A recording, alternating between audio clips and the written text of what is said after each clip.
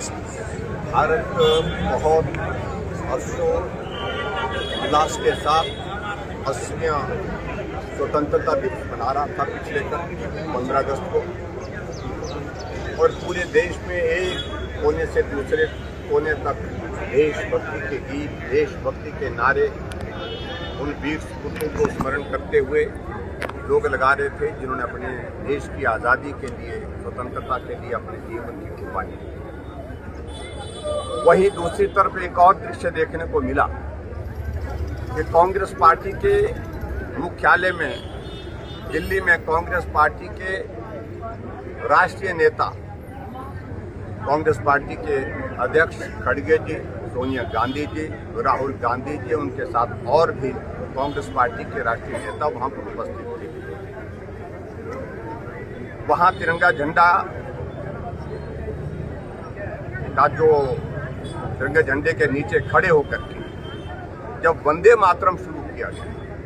तो वंदे मातरम की 2 पंक्तियां पूरी होने के पश्चात जब संपूर्ण वंदे मातरम की दिशा में अगली पंक्तियां वहां पर गीत के माध्यम से सुनने को मिली तो सोनिया गांधी ने तुरंत इशारा रोकने के लिए और खड़गे जी को कहा कि उनकी बात सुनाई नहीं दी, लेकिन उसके बाद उनकी इशारे से लग रहा था कि किसने इजाजत दी पूरा वंदे मातरम गाने, और आपस में बातें कर रहे और इतना इस तरह का माहौल, वंदे मातरम का अपमान, और राहुल गांधी साथ में खड़े हुए वो हाथों से इशारा कर रहे हैं। पूरा का पूरा वो दृश्य जो है वीडियो पूरे देश ने देखा। और अभी हाल ही में इस बात को आपने देखा होगा कि पार्लियामेंट में एक बिल पारित हुआ कि वंदे मातरम का पूर्ण गायन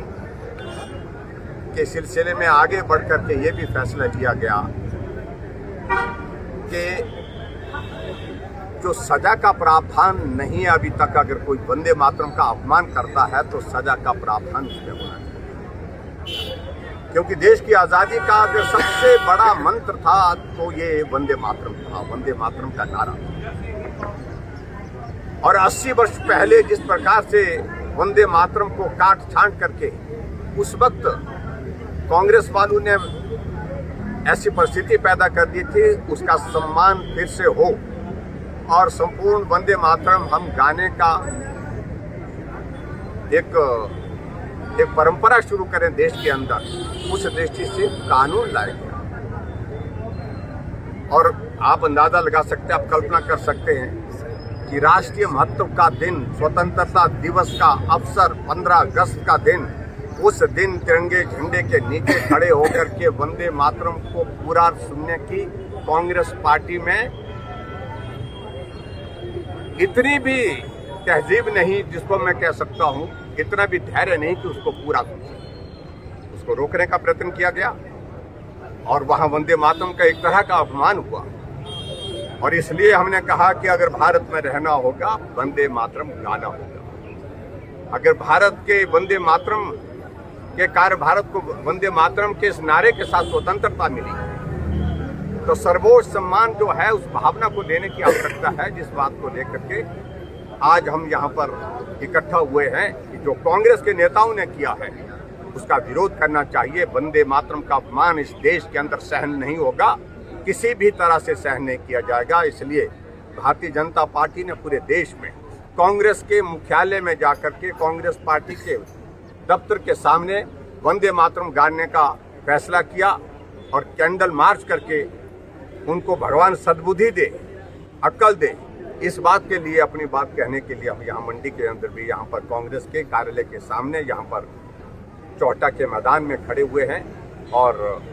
हम केंद्र सरकार से इस बात के लिए आग्रह करते हैं कि जो वंदे मातरम का अपमान कांग्रेस के नेताओं ने जो जिस प्रकार से किया है, जो कानून अभी पारित किया है, जो वंदे मातरम का अपमान करेगा